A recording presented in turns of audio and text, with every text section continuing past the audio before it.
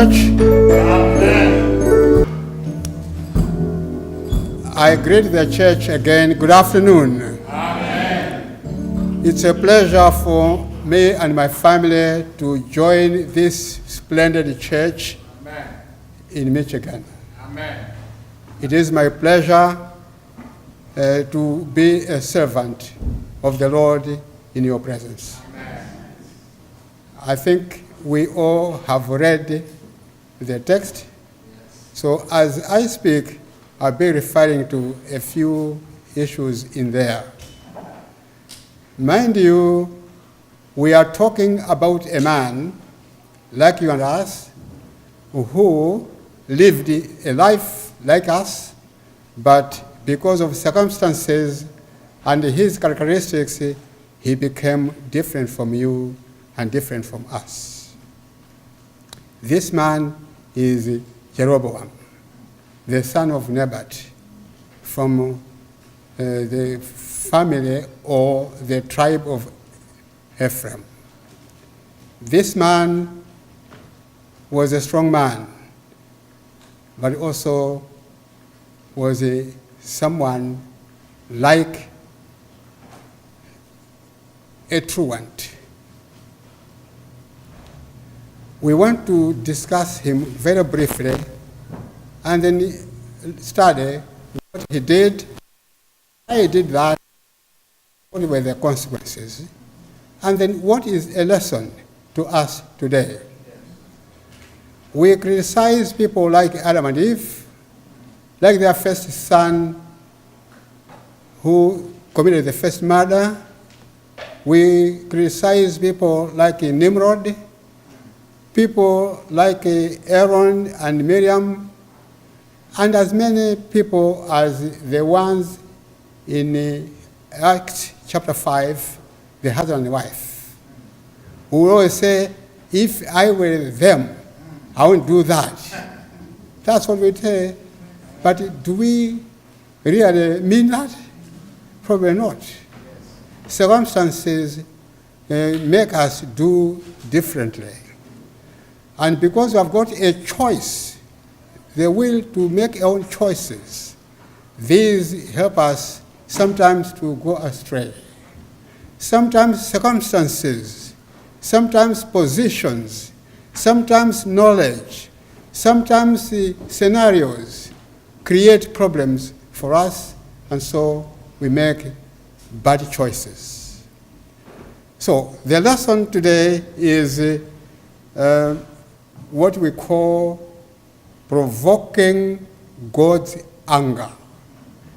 To provoke God's anger is to sin, is to defy his commandments, is to disobey, is to be self-styled, is to be a person without cancer. They haven't been counseled properly, and so they behave in that way. This man we are talking about lived many years ago, and he knew the Bible. He knew what happened before him, but he did not listen.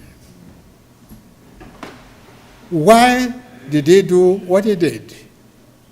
And how did he do it? You see, God was angry with a man called Solomon. And after he was angry with him, he decided to give the kingdom to someone else. And that someone else was this man, Jeroboam. And after he made this decision, God whispered to a prophet, Ahijah, and told him that he should tell Jeroboam God's plan. He told him he was going to be given the kingdom. He told him that he will only be successful if he continues to live and walk in the way of the Lord. If you look at 1 Kings chapter 11, verse 38, God warned him beforehand. He was told, he heard, And the prophet continued to remind him that this thing is not a child play. It's a serious business. Jeroboam knew it was not during the time of Solomon that he was going to be king. It was only after Solomon. And God said he was going to give him 10 nations out of the 12. And that because he still loved David, he still cherished what David did, he was going to leave David with Benjamin and Judah. And that's what was the arrangement. But Jeroboam was impatient. With impatience, he went to rebellion. He rebelled. Look at 1 Kings chapter 11, verse 26. He said he was going to do it his own way. We always try to do that. We want to take our way and not God's way. We want to take our time and not God's time. We want to live our life and not his life. As a result, we provoke God's anger. When he disobeyed, he ran away and went to Egypt. After he heard that Solomon was dead, he returned home. And when he came home, he continued to do his trickery maneuvers. And in the end, because Solomon was dead, God fulfilled his promise to give him, but on the condition that he will walk in God's ways.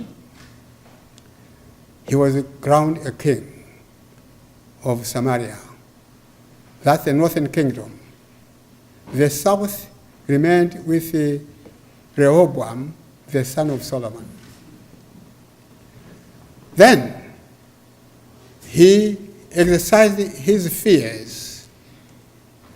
I am king and I've taken 10 tribes. But there is that king there from the son of David. Will these people not one day want to go back? If that happens, will they live their life? These are his thoughts. He was afraid. He feared things which were not there. Then he established a parallel pilgrim feast, parallel to the Msonkano wa Misasa. The one we know is during the month of Tishri. The one he established was in the 8th month. The one we know is serviced by the Levites, people selected by the Lord. The one he established selected people from anywhere, of any walks of life. Worse still, he defied the first 3 commandments of the Lord. You will never have another God. He made another God. You will never worship them. He worshiped them. You will never put the name of the Lord in jeopardy. He did it. Why? Because of the position, of the status, of the knowledge, and of the self-styleship. This man continued to sin against the Lord and to provoke God's anger. If you read 1 Kings chapter 12, from verse 28 down to 31, you will see how devastating this man was putting his own position. But we knew that he was appointed by the Lord, and you and I are aware that God chooses people for specific reasons, and he doesn't consult anybody. He makes decisions. But we, instead of abiding by the decision of God, instead of taking into account the fact that on our own we can't do anything good, we run away from the Lord, and we begin to do what we do. So this man did what he thought was safe, was good, was actually palatable at that time, but it was not. So, what characteristics of this man enhanced him to do all these things? First, Jeroboam was like Machiavelli, if you have read of this man. Machiavelli was very tactful, artistic, and stylish. He was a politician. So Jeroboam did just that. He was considered, he was someone who was power hungry, he was someone who also was frail. He did what he did, and he forgot that it was the Lord that gave him all what he had, including the kingship. Jeroboam was a paranoid. A paranoid in psychology is a person who fears the unknown. He doesn't justify why he should fear, but he does fear. This is what he did. He feared that as a coward, people will bounce on him, kill him, and then go back to Rehoboam, which had no justification. And all what he did not have any justification. He made a lot of statements which could not be justified. For example, he said the people of Samaria will kill him and go back to Judah. Nobody came to him and told him that they were going to kill him. This is his bionic fears, which are not justified. Then he made those 2 golden calves and told the Israelites, here are your gods that took you out of Egypt. Is that true? Wrong. These were not gods. And even if they were gods, are they the ones that took Israel from Egypt to Canaan? No. So you can see when you start making problems for yourself, you continue to go ahead. You don't return. If you look at some of the things that's done, you see that they were nonsensical. But to him, they made sense. They made much sense. He cherished transitory pleasures of becoming a king, pleasures of becoming a powerful man. But he sacrificed his own salvation.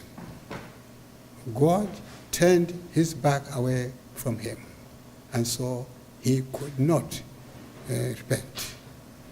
When you look at 1 Kings chapter 13, verse 33, you see that this man, after going all this long, he could not look back and see how badly he has done and the need for him to repent and to come back to the Lord.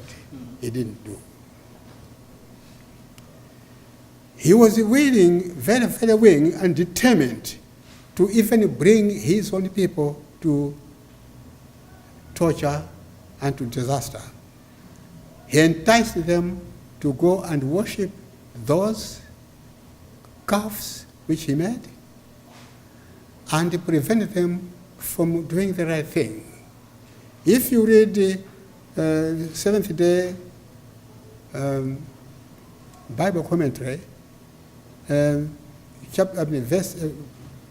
volume 8 and 10, you will learn there that there were some Israelites who, after realizing and after knowing and after learning and after seeing how far this man had gone, they crossed the border and came back to Judah to continue worshiping the true God, continue to walk with the Lord. But those few who were loyal to Jeroboam continued to defy the Lord and disobey him. We, in this state of affairs, understand that our salvation is only in the Lord. Amen. And we know that on our own we can do nothing. But he believed that as a champion, he was going to control and govern a country which will be in his hands, and that everyone like him will prosper. Well, they tried to make wars against Judah. They failed in all those wars. When you have rebelled the Lord, rebelled away from the Lord, when you have defied the commandments of the Lord, when you have sinned against the Lord, you have only one choice: to go back. He chose not to. But God is never silent at these things forever. He responds. And his response is final, unless you go back and repent. What did the Lord do? The Lord sent a man of God from Judah. That's 1 Kings chapter 13, from verse 1 to verse 5. The man of God from Judah was sent by the Lord to go and warn him, but more than that, give judgments on him, and even on the altar where he was offering the offerings himself. God told him that that was not correct, that was not divine, and that was not his responsibility. And still, Jeroboam never bowed down. He continued one step after another. God was still loving him. Because he was still alive, he still had a chance to repent. So he gave him another judgment. 1 Kings chapter 14, from verse 7 to 16. What did God say? God sent the first prophet who told to Jeroboam, and now is giving judgments. What happened with this? The son of Rehoboam got ill, and he instructed his wife to go to this prophet, Ahijah, to ask him what would happen of the child. And so he instructed her to disguise herself, so that people and could not realize or recognize her as the wife of the king. Why did they do that? Well, as often as is the case, husbands and wives agree, sometimes on things which are anti-God, and they execute those plans as if they were good. And so here, the man says, I don't want people to know who you are and why you're going there. Disguise yourself. Take this to give the prophet, but this is what we expect him to say and do to us about our kid. But before the woman arrived there, God told the prophet and said, someone is coming here in disguise, and that's the wife of Jeroboam.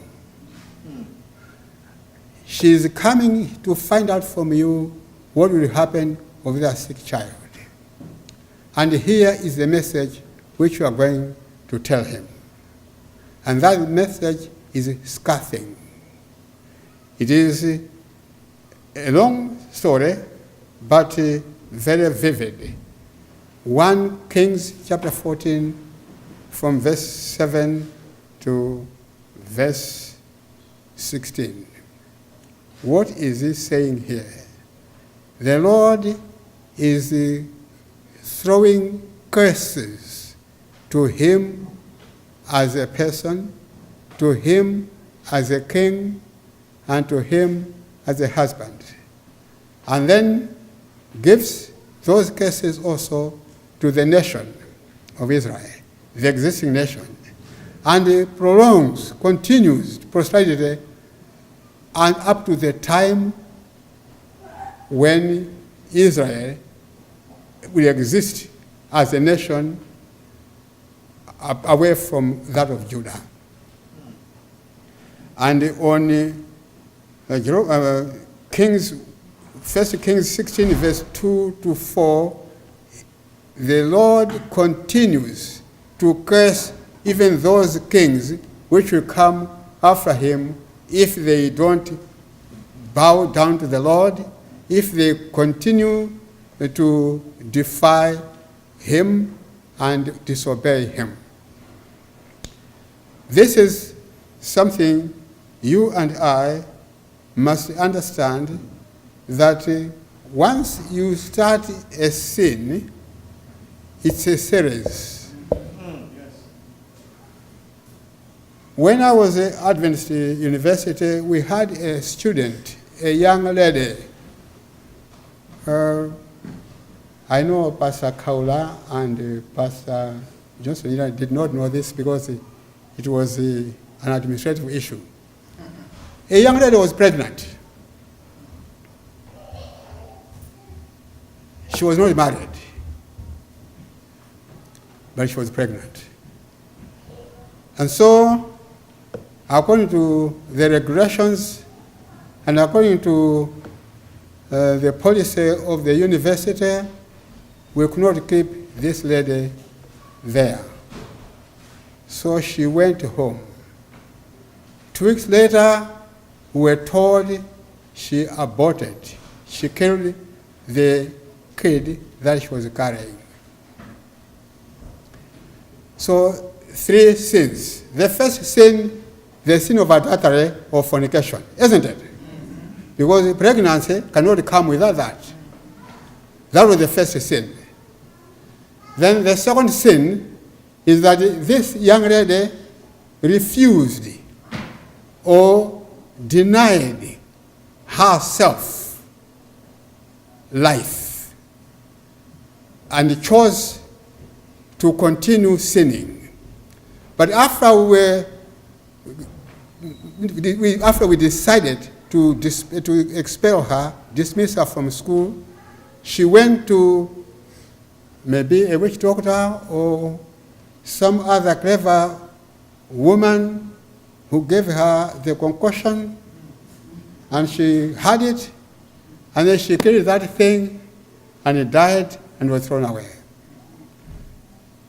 This man, Jeroboam, started by expressing his desire to have the kingdom early. Then, when he got it, he decided to stop the Israelites from going to worship the Lord in Jerusalem, in the temple. They had been doing that for many years. And this time he says, oh, I don't want you to go there because it's tiresome to go to Jerusalem. Is it going to be tiresome today? These people have been doing this thing for many years. Is that sensible? And he says, if I don't stop them from going there, one day they will unite with Judah. Nobody told them that. And there was not even a suggestion that this was going to be the case. But because of his own fear. We in the world today we understand that certain people who are very good people become slaves of their positions. You may be a head deacon or a first elder or a pastor or a president of a conference, a president of a union, a president of the division. That is a powerful position, isn't it? Those positions are powerful. You may use those positions for your own good and not for the glory of God. God sees and hears, and he knows these plans even before you hatch them, even before you execute them. Positions can lead people to make bad decisions, which can punish or jeopardize futures and even the salvation of other people. We are warned in Matthew chapter 18, verse 6.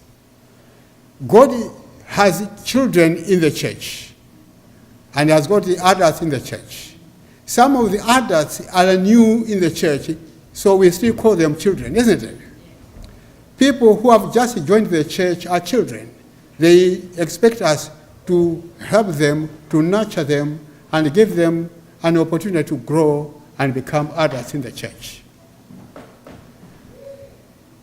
Jeroboam had children in his kingdom who were corrupted by his decision to make those gods and to stop them from going to worship in Jerusalem. Those who were corrupted, innocent guys, girls and boys, and even men, it will be his responsibility, and God will ask him on his hand about their salvation. Sometimes not only a position, but even the knowledge people have. We tend to use the knowledge we have sometimes not correctly, sometimes by corrupting the morals and ethical behaviors of innocent people. And this is what he did. We shouldn't do that. Our knowledge is for the betterment of us and other people.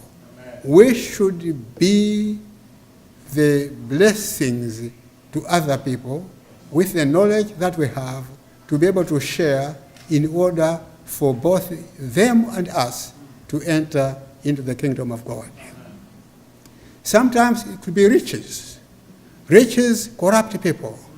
Instead of doing right, they do wrong. Instead of helping others to enter into the kingdom of God, they pervert them. They corrupt them. And this God does not like. It's a challenge on his face. And that amounts to provocation of God's anger. Others, it's because of their status. My great-grandfather was a chief, and we all thought that we shall be chiefs one day, which is impossible. Francis is here now. We wouldn't be a chief even if he were at home, because things have changed. When the Europeans came, they turned certain things upside down. And so, even though we still remain with the chieftainship as tradition, we are not chiefs at all. We have the TAs that are appointed, we have the group headmen that are appointed, we have the DCs that are appointed, we have the governors who are appointed, we have the MPs and the president that we elect. Those have taken over from us. And their responsibility, just as we're talking about the spiritual parents in the family, their responsibility is to ensure that each one of us tries to grow and improve in our potentials so that we serve the Lord appropriately, and then in the end, he receives us in heaven when he comes back to take us home.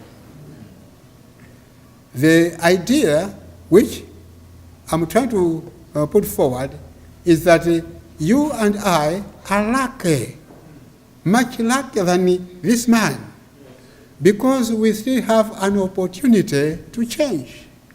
We still have an opportunity to go back to the Lord, to confess our sins, to repent our sins, and start to live a better life again. If you go to Solomon right up, the Ecclesiastes, chapter 12, verse 13, here he tells us why we were created. He says we were created to fear God and to obey his commandments. Not to fear that he is going to swallow us, but to be able to respect him, to be able to understand that he is higher than anything else, and by seeing the creation, his own creation, we should fear. The heavens are lofty. His wisdom is lofty. His understanding is lofty. Everything in God is beyond our understanding. And that's why we have to leave God and let him be God. We cannot understand him. What we have to do is just to obey him and love him. He has given us the precepts in Exodus chapter 20, from verse 3 to to 17. The idea is, if we go by that, we shall walk in his path.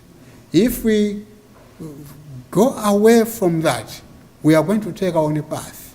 And our path is not a path for salvation. It's a path of disaster. It's a path of lost.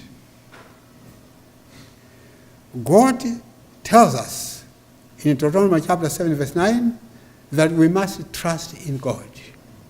Don't trust yourself, your wisdom, your riches, your possessions, your status. Anything that you have is nothing.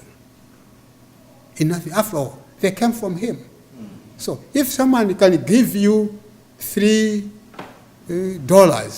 it means he is capable of having more, because you don't give everything, do you? No.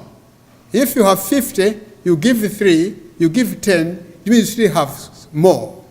God has given us something, he still remains with plenty.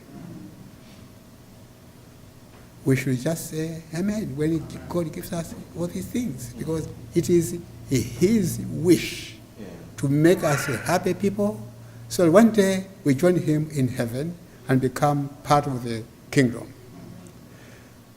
We know that God is still warning you and me today. Deuteronomy chapter 4, verse 2, God says, don't add, don't subtract. Proverbs chapter 30, verse 6 says the same thing. Don't add, don't subtract. I quoted Matthew chapter 18, verse 6, says, do not corrupt innocent souls. Your punishment will be to be thrown deep down under the waters in the sea. And we have another warning, Revelation chapter 22, verse 18 and 19. It says, if you add, then God will add the plagues on you. If you subtract, God will subtract the salvation and all the benefits of being before God. What am I saying? I'm saying again that you and I are lucky because you are still alive. We can change, we can repent. Jeroboam did not.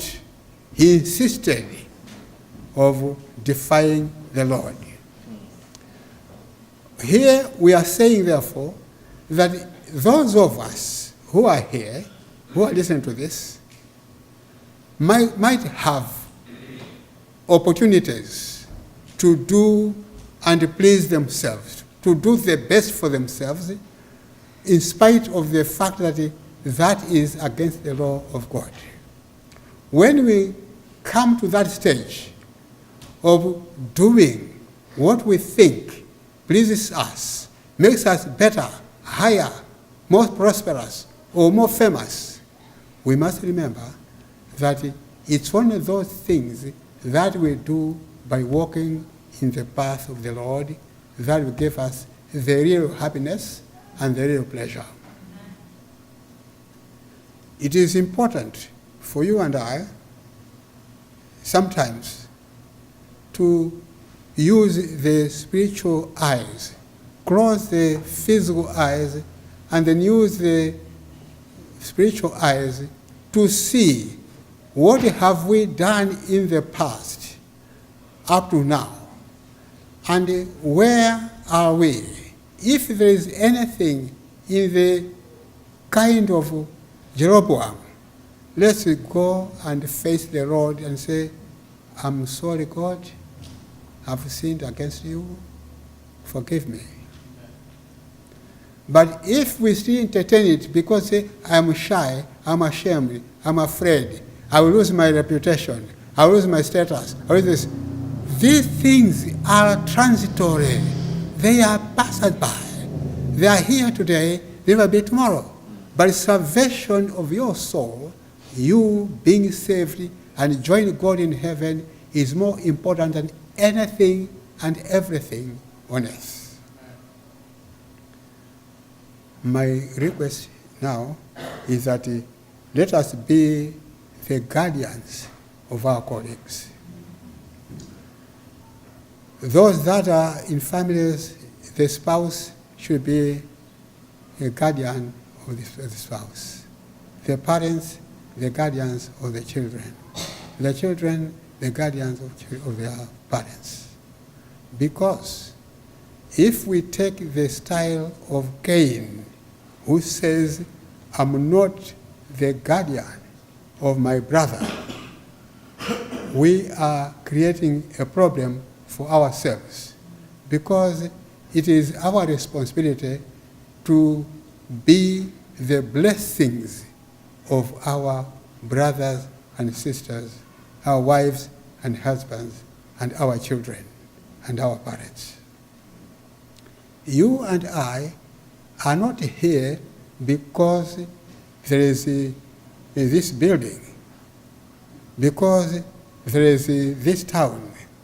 You are here because God has created you to do something which is your own field.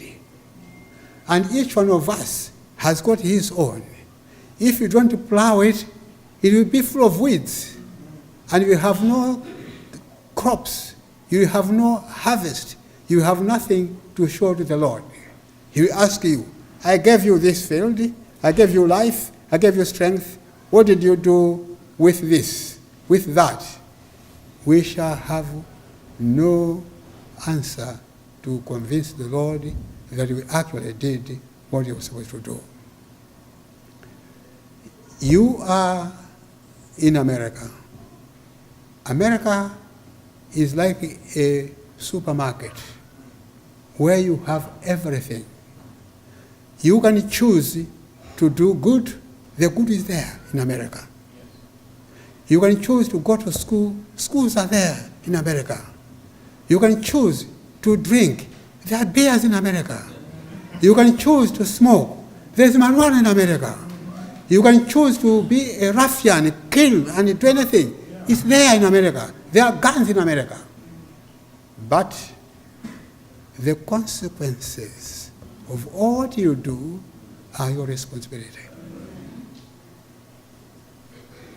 People come from Malawi, from Africa, from Asia, from South America to America because they say it's a land of opportunities.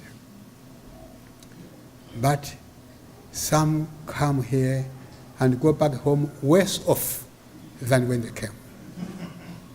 When I was a student here at one university, there were 5 of us from Malawi. My 2 colleagues never entered a class at all.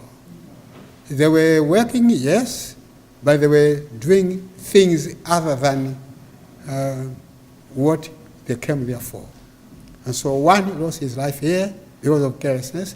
The other one went back home worse off. He wanted to have a master's degree from Harvard.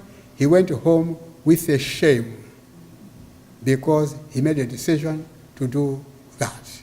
So for us who are here, let's take advantage of our presence to do two things. One, to do what we came here for. Next, to remember that we are sons and daughters of God, and we have a responsibility to continue to worship Him, to continue to serve Him, and to continue to bless our colleagues, our friends, so that they too can enjoy the pleasures which are there in the hands of God, which are there in the country, which are there in the church. We should not hesitate to call sin by its name. We should not hesitate to caution a colleague, even a cousin, a brother, a sister, or a spouse. Let us be frank, be honest, and time is running out for him to come back. He should find us ready for him. He should find us in his path so that he takes us together, walking through and through in his path. This is the message for us today. May God be blessed now and forever. Amen. Amen.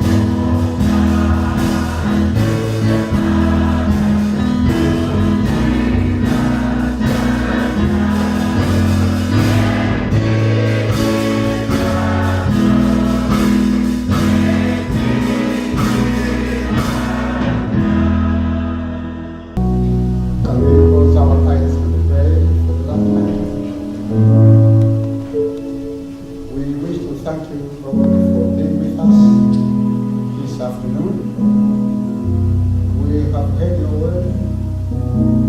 We want you to instill this word in us so that it continues to ring a bell in us and remind us that provoking the anger of the Lord is suicidal and it's not necessary, because we have been given a lot of warnings which can help us and deter us from the habit of provoking your anger.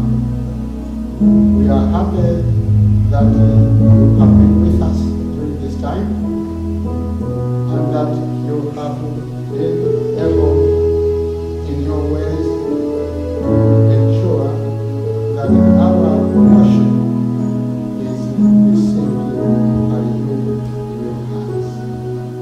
We know that we are not perfect.